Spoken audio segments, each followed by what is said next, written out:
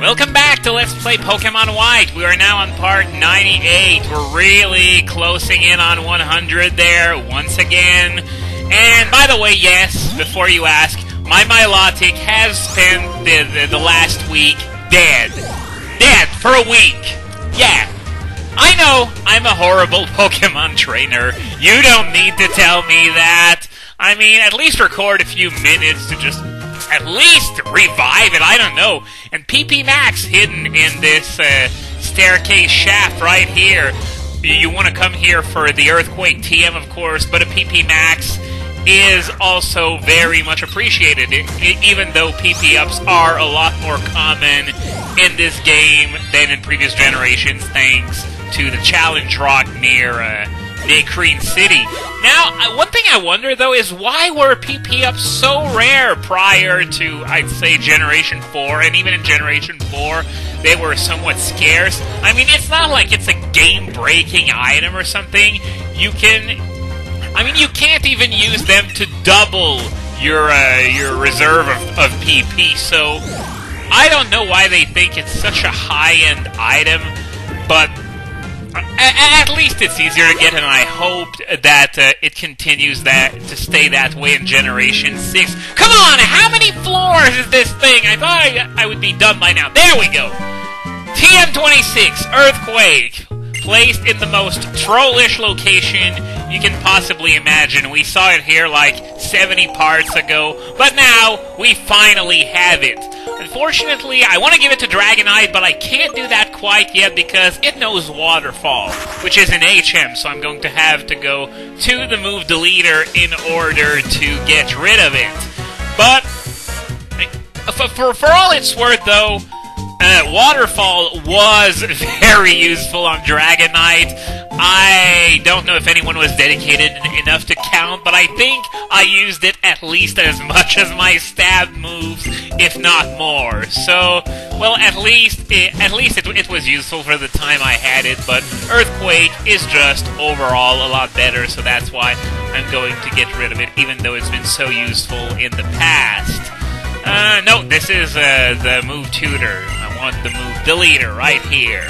So I am going to get rid of Waterfall on Dragonite and replace it with Earthquake, which is going to be a lot better when it comes to taking down those pesky steel types. Now, while I'm in the area, there is something that you can do in the post-game at the top of the Celestial Tower that, oddly enough, not many people seem to know about. Probably because there's no reward, but I'm going to show you that right now.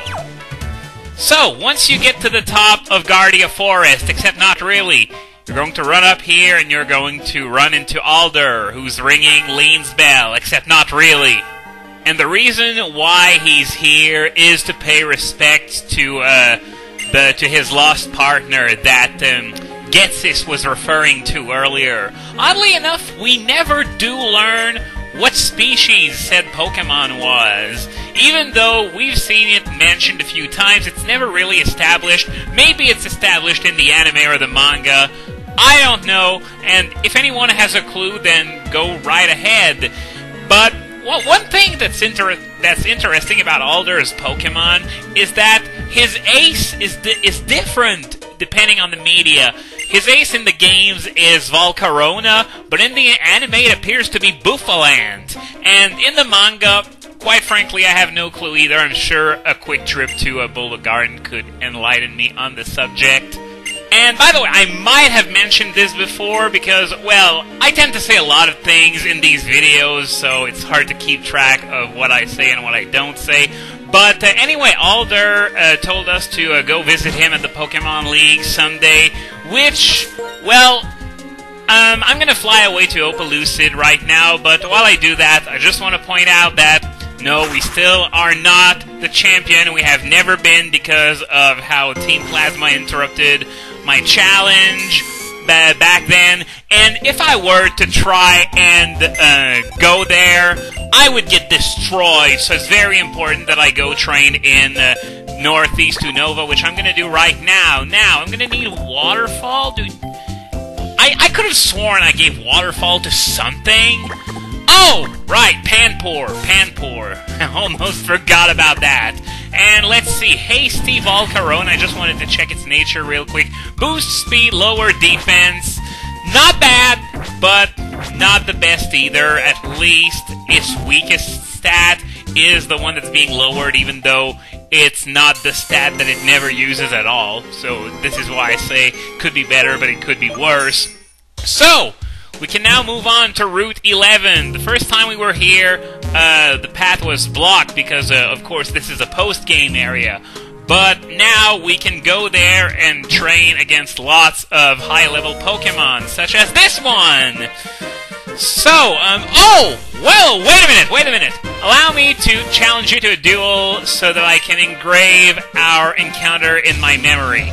This is basically what he's saying, and yes! I can translate something that's not in English for you guys, for once.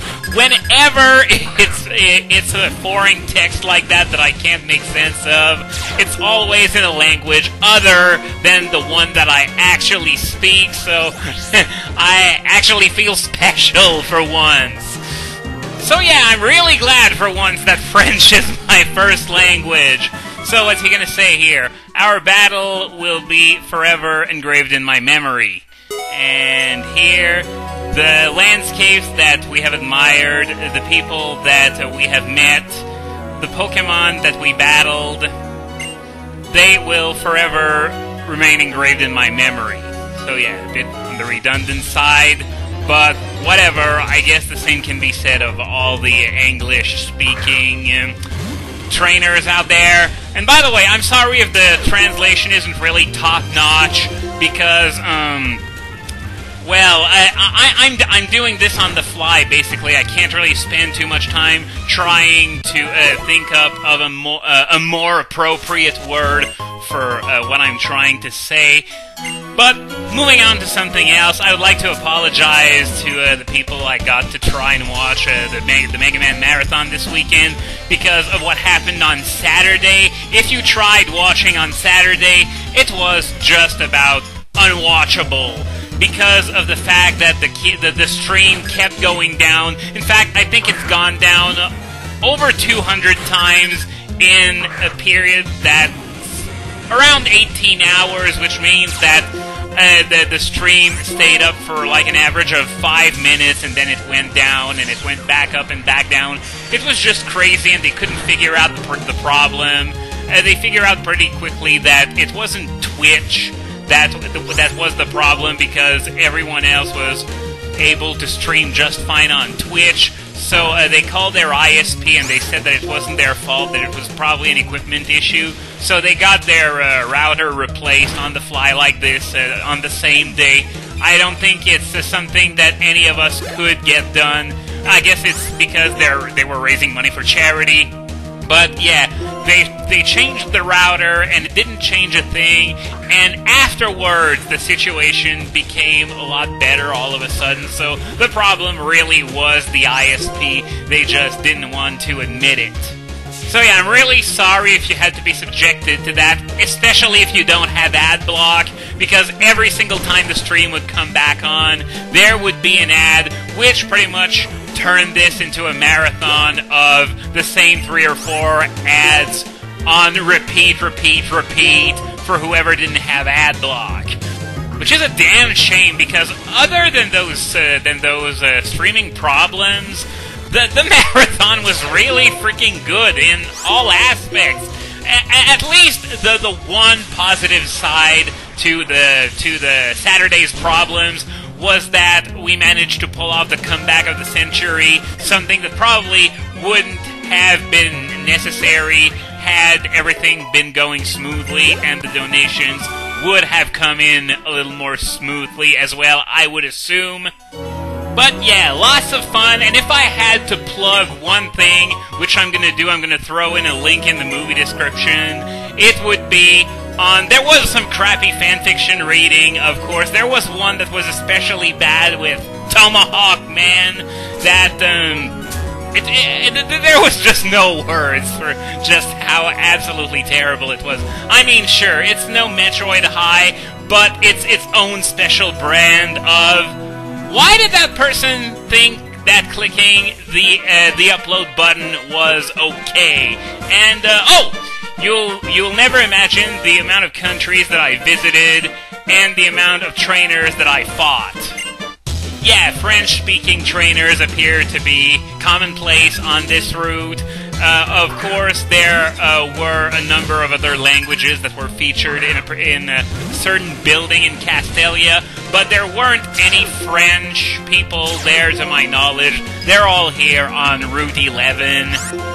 But yeah, Tomahawk fanfiction, link in the movie description, and hurry up because that link won't work forever unless someone decides to highlight it, which is pretty likely once they get around to it. But just to not take any chances, if you want to hear... Oh, no! You gotta be kidding me!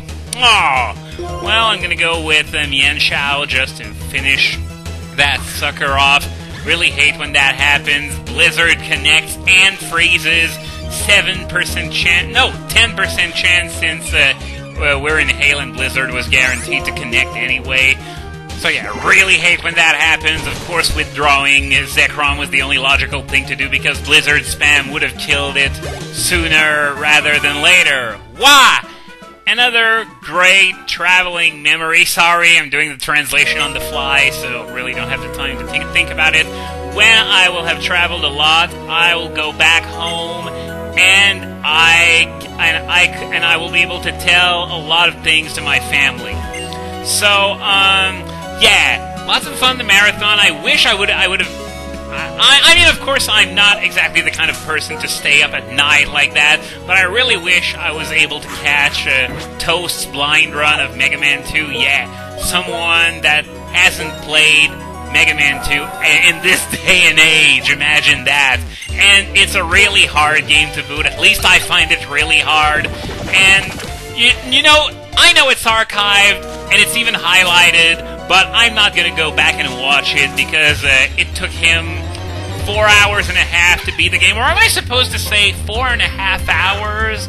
Not really sure on that, but you get the idea. 4.5 hours, we'll say, that it took him to beat the game. Most of it, from what I gathered, spent in Wily Stage 5, which I hate with passion. I mean, the Wily machine is just evil, and maybe it's just because I suck, but I think, you know, I'm not surprised by the fact that instead of using the actual weaknesses, which are just plain terrible, most people just choose to go buck wild with Metal Blades instead. But yeah, Toast persevered and managed to beat the game, and it probably was pretty frustrating to, you know, keep plugging away at the same parts over and over and no sign of progress for what seems like forever. At least this is what probably happened considering how it's a game with 14 stages that are rather short in terms of length, and it still took 4 hours and a half. So yeah, lots of fun were had, $12,000 raised for charity, and it's just going to be a lot of fun memories, which seems to be the key word today considering the dialogue most of the trainers we fought today had.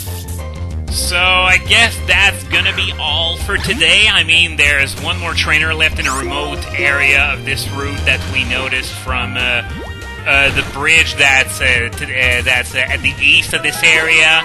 So we're going to go there next time, and we're going to explore the village bridge. Don't worry, I'm not going to try and catch a Lapras. I'm going to keep that for the White 2 Let's Play.